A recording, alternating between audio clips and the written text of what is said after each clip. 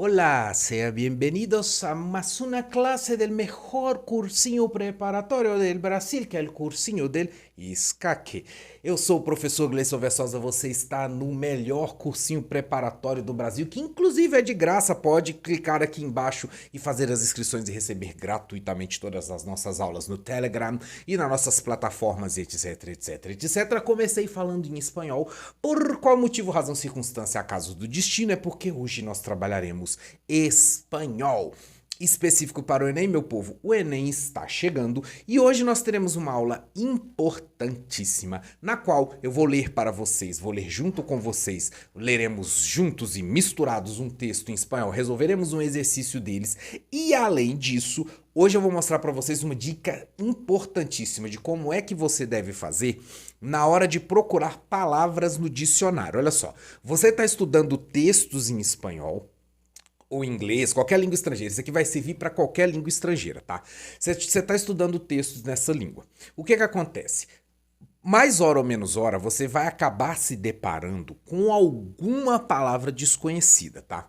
A gente sempre recomenda, seja no curso de inglês, maior curso de italiano, qualquer curso, que você tente inferir o resultado, o sentido, a lógica, o que a palavra está querendo dizer dentro da própria palavra.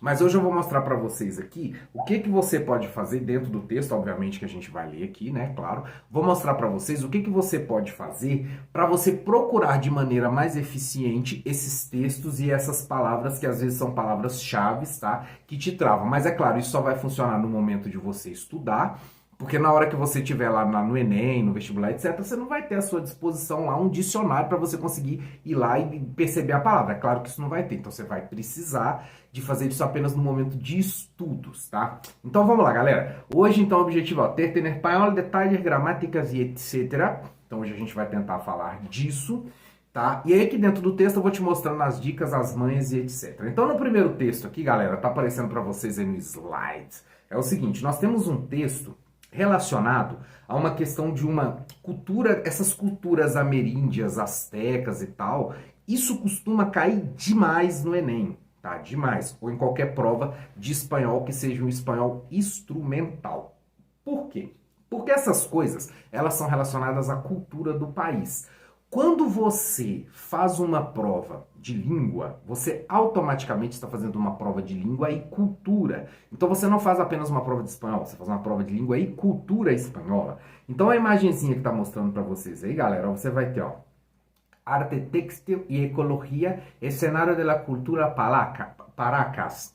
Então nós temos aqui uma cultura pré-colombiana, né, uma cultura aqui que vai acontecer antes da chegada dos espanhóis, pré-colonização. Existiram inúmeros povos, aí, os astecas, os maias, etc., que vão estar sempre caindo nas provas. Com relação aqui na América do Sul, que são povos que existiam antes, e nas provas eles vão estar sempre cobrando de vocês alguns aspectos relacionados à cultura e etc. desse povo, tá? Então você vai ver que um desenho, você já deve ter visto desenhos desse tipo, tá? Dessas civilizações que existiam aqui na América antes da chegada dos espanhóis, tá? Ele está dizendo que a grande história interativa do Peru, o comércio. Então o texto vai começar dizendo o seguinte: esta investigação de uma visão panorâmica e retrospectiva do máximo apogeu de las civilizações paracas. Hace 4.000 anos, Paracas, 4.000 anos, então hace faz, ok? Faz 4.000 anos. Vamos voltar aqui para ver se tem alguma palavra, ó. Até aqui não tivemos nenhuma palavra complicada. Quero chamar a atenção para vocês aqui na segunda linha desse de lá. Você vai perceber, caso ainda não tenha percebido em todas as outras aulas que a gente leu textos em espanhol, a card aqui para você voltar lá caso não tenha visto, que quando você está dentro do espanhol, essas junções de da, dos, de, essas junções em espanhol, elas são separadas. Então aqui no caso nós temos o de lá, que significa da, tá? Em português, o de lá, o que é? É a junção do de mais o a, que vira da. Em espanhol, você vai ter o de lá, que é a junção do de mais o lá, só que elas não viram uma palavra só.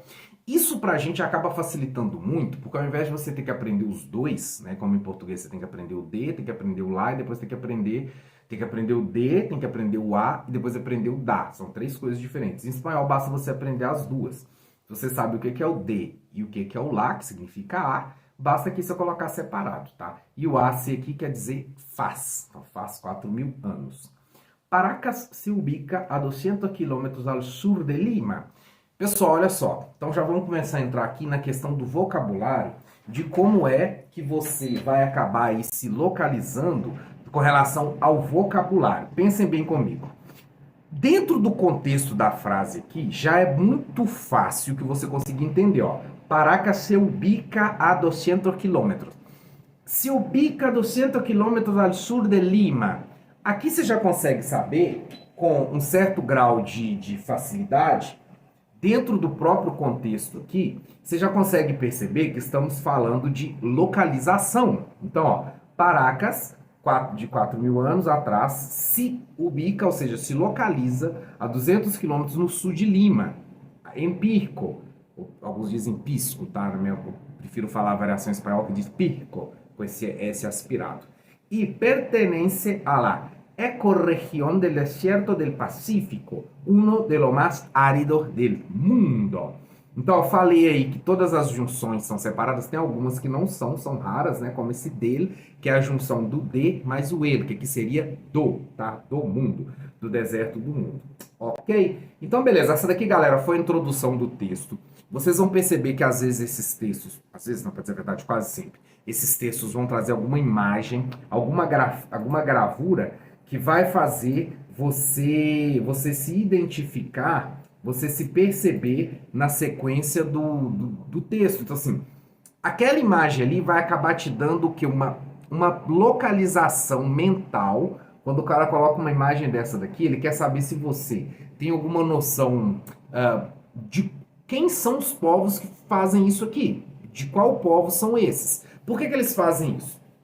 Eles querem ativar na sua cabeça essa memória histórica, porque as provas tanto do Enem, etc., são tudo provas que elas são localizadas a partir de vários conhecimentos transversais. Então aqui isso já te ajuda a localizar, a perceber que aqui estamos falando de uma civilização que existia na América antes dos portugueses, tá? Então percebam o seguinte, isso aqui vai te ajudar nesse sentido. Aqui o texto já vai te dar mais ou menos uma lógica, mas se a gente for lá no Wikipedia, lá vai dizer quem são esses paracas, tá? Cultura paracas. A cultura paraca é uma cultura pré-incaica que surgiu na costa sul do Peru em assentamentos como Cerro Corralo ou Arenas Blancas durante o horizonte inicial. Embora fossem populações de caçadores e pescadores, deram origem à civilização de Nazca, famosas pelas linhas desenhadas que podem ser apresentadas do alto. Atingiu um importante desenvolvimento da arte têxtil. Então estamos falando de uma civilização há muito desaparecida. Vocês vão perceber que não é uma civilização tão famosa quanto os astecas, como os incas e etc. E aí, o que acontece? Esse tipo de civilização, os caras vão querer saber se você também está ligado ali, se você conhece essas civilizações. Se você não conhecer, não tem problema. Às vezes eles colocam uma civilização desconhecida justamente para ver a sua capacidade de interpretar alguma coisa que você desconhece. Tá? Então, olha só, o que eu quero dizer com isso? Pode ser que eles cobrem alguma outra civilização que você nunca viu. Não tem problema. Eles querem que você interprete da mesma forma, no sentido de que eles querem que você seja capaz de ler o texto sem ter totalmente esse referente do que era essa civilização. Porque se você estivesse falando, por exemplo, de uma civilização asteca, eu tenho certeza que o seu grau de conhecimento sobre a civilização asteca era muito, muito maior, né? Então, o problema aí é que ele está tentando saber se você vai se apoiar apenas no texto ou ele quer que você se apoie no texto e no seu conhecimento. Aqui ele quer saber se você consegue se apoiar apenas no texto. Ok? Vamos então para a próxima linha aqui, meu povo, que diz o seguinte, ó. Então, na primeira linha ali, ela está apresentando quem são esse povo, quem são esses povos, tá? E aí, na sequência, ele diz o seguinte, ó. Julio Cetelló descubrió los cementerios de Paracas en 1925, hallando en ellos 429 fardos funerarios que contenían importantes personajes momificados envueltos en finos mantos y rodeados de cerámicos, diadema de oro, instrumento de caça, pieles de animales e alimentos. Bueno, li o parágrafo todo aqui, mas eu vou voltar e agora eu vou chamar a atenção para vocês de algumas coisas. A primeira coisa, eu quero chamar a atenção daquele aiado que está ali em cima, tá? Aliado, tem gente que vai dizer adiado, tem gente que vai dizer aliado, tá? Se você vê por aí aliado, essas duas letras L em português, que em espanhol a gente chama de ede, é uma letra só. Se você vê alguém falando aliado, como se fosse LH do português, não está errado. Se você vê alguém falando adiado, também está certo. Aiado também está certo, tá? Vai depender da variação.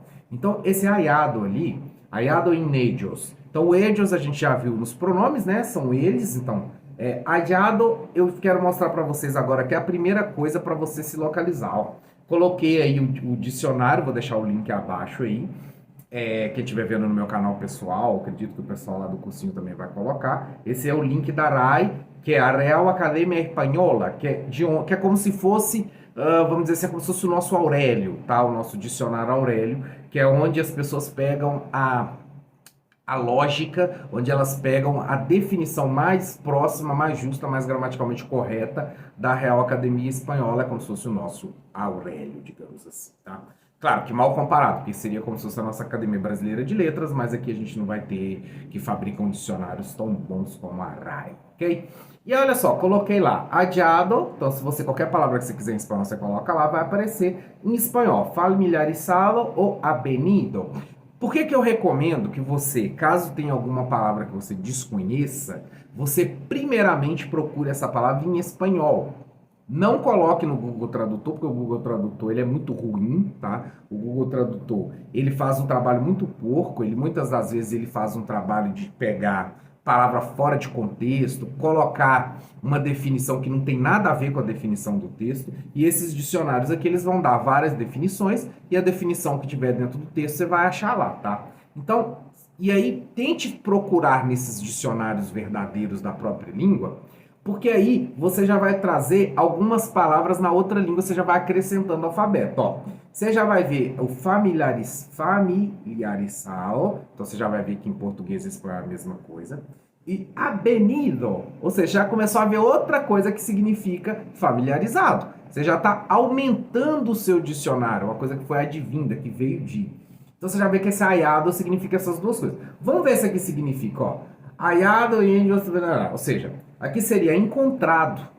Encontrado nesses 422 fardos funerários, né? Percebam que o próprio contexto da palavra aqui não vai te ajudar muito. Quando você vai no dicionário, ele vai te dar essa definição de aiado, você fala, então quer dizer que significa algo como encontrado, algo como familiarizado, ou seja, algo que foi aparecido, avenido. Você consegue definir. Perceba outras coisas. Outra coisa, nem todas as palavras você vai ter uma definição exata.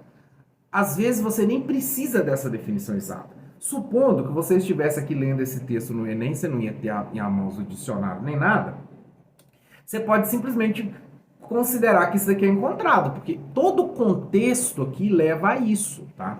Então, assim, o contexto dentro da frase, ele é primordial. Você já consegue entender muita coisa sobre isso. Agora, tem coisa que não dá. Por exemplo, o ellos aqui, que é eles, esse ellos aqui você tem que saber mesmo, porque isso daqui já faz parte da gramática, né? Então, isso aqui é como se fosse eles, é como se fosse eles, não. É eles. Então, isso daqui você precisa saber, porque esse aqui é o que a gente chama de palavra-chave. As palavras-chave você tem que saber, tá? Então vamos seguir pro próximo. Aí tem outras coisas também, ó. Ouro, olha que o ouro tá assim sem o R, aí é fácil, sem U, quer dizer, então é fácil de deduzir, tá?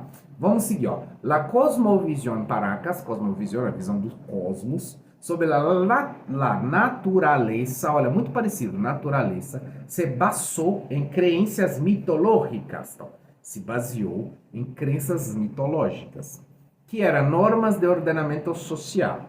Por ello, ó, olha por que eu falei aqui para vocês que é importante a questão da gramática. Aqui em cima, esse ellos, ele quer dizer eles. Mas esse ello aqui embaixo, ele não quer dizer ele. Aqui não é ele. O ellos é eles, mas o ello não é ele. Isso aqui significa isso. Lembra como é que é ele em espanhol? É ele. É, L e o acento no E.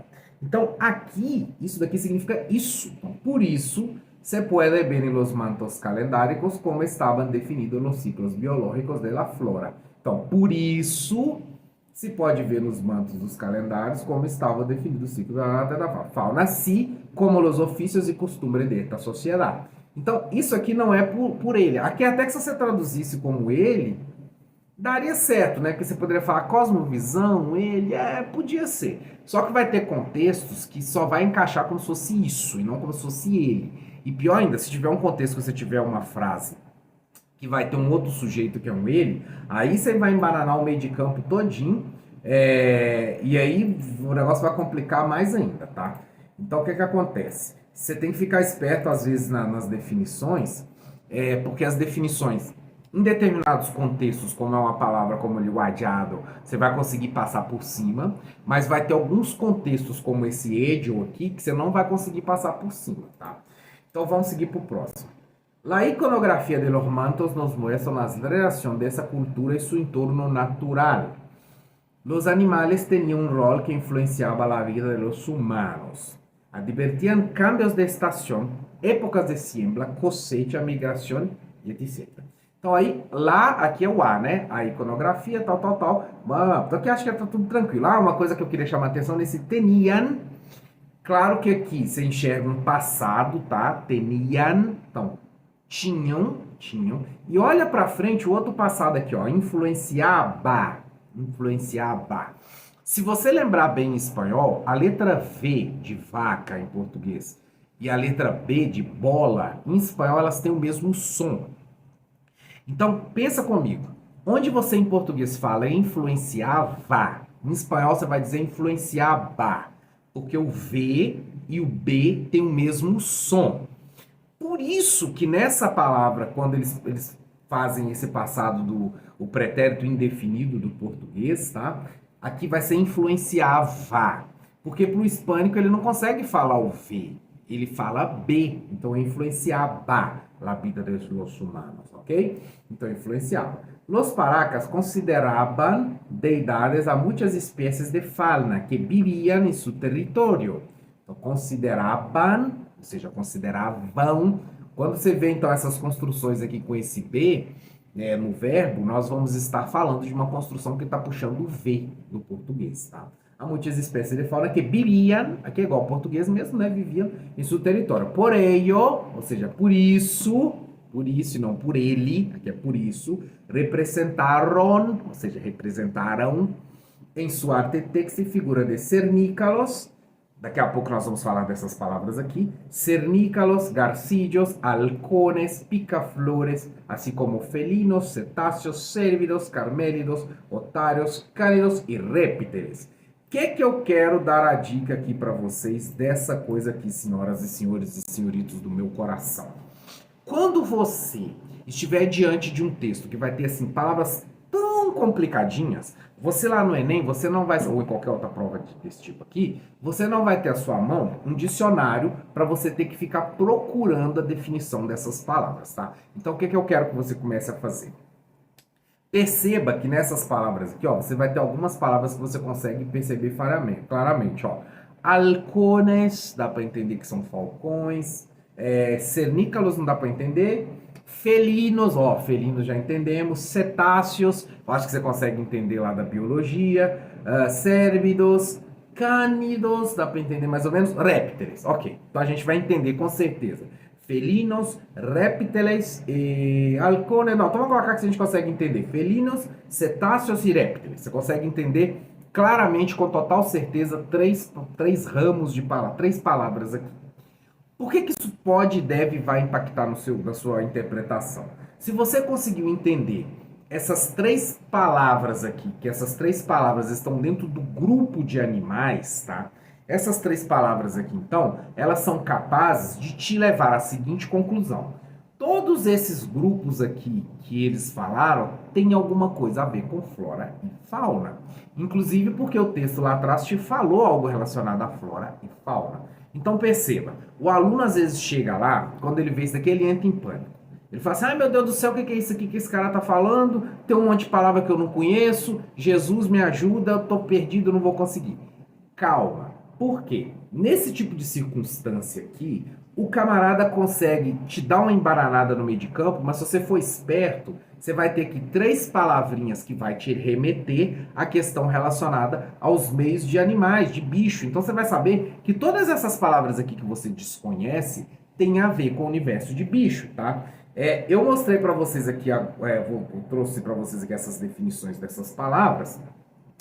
E agora eu vou mostrar um segundo jeito, tá? Então, o primeiro jeito que eu mostrei para vocês você vai no dicionário lá da RAI ou qualquer outro dicionário espanhol, procura a definição da palavra de preferência em espanhol e essa definição já vai te dar o que você precisa. Você ainda vai acrescentar dentro disso o vocabulário definido, que é o vocabulário em espanhol, que é a melhor coisa que você pode fazer, tá? No entanto, vai ter palavras que não adianta, tá? Por exemplo, tem aqui o cernícalo, é esse passarinho aqui. Se você for lá, ele vai dar uma definição de um pássaro, você vai continuar sem entender. Como é que eu fiz essas buscas aqui no Google espanhol, google.es? Então, você pode colocar no Google espanhol, eu coloquei ESMA, você pode colocar o Google argentino, qualquer outro Google que fale espanhol, digamos assim, e aí ele me mostrou aqui esse passarinho. Então aqui eu já sei que é esse passarinho aqui. Ó, outra possibilidade, esse que eu coloquei no dicionário, que é o Michaelis, tá? Posso deixar o link aí embaixo também. Esse Michaelis aqui é um dicionário que esse sim é um dicionário que já te dá a tradução português e espanhol, tá? E esse aqui eu procurei de exarcílio, ó. Que aqui tá dizendo que exarcílio vai ser, ó, brinco. Então aqui os arcílios estão definidos como brinco. Olha só, que eu baixei aqui porque dado não ajuda mais, né, galera? Fui ver aqui o negócio. Só que olha só, lá quando falava de sarcídio, não podia ser brinco, porque brinco estaria se remetendo a um universo de brinco de colocar na orelha. Só que nós temos outra definição que o Google traz, que é esse tipo de planta aqui, que é um cipózinho, que fica realmente parecendo um brinco nas árvores, tá? Então, sarcídio seria o cipó. Estamos falando de uma civilização que adorava aí os animais, as árvores, etc, tá? O halcones é fácil, né? Apareceu aí. O pica-flor, se você pensar um pouquinho, você conseguiria definir o que era, tá? Cetáceos são as baleias mesmo, obviamente, como eu tô mostrando aí para vocês, tá? Camélidos são tipos de camelos. Otáridos são esses bichinhos aí, ó. E cânidos são essa, sei lá, se é raça, espécie, eu não sei como é que é em biologia, desse tipo de bichinho aí, né? Que é cachorro, hiena e por aí vai, tá? Acho que fala caninos, né? Em português seria caninos, tá? Então percebam que às vezes uma imagem fala mais do que 1000 palavras. Às vezes você pega uma definição, é uma definição grande, é uma definição complicada, mas você vai ali, você joga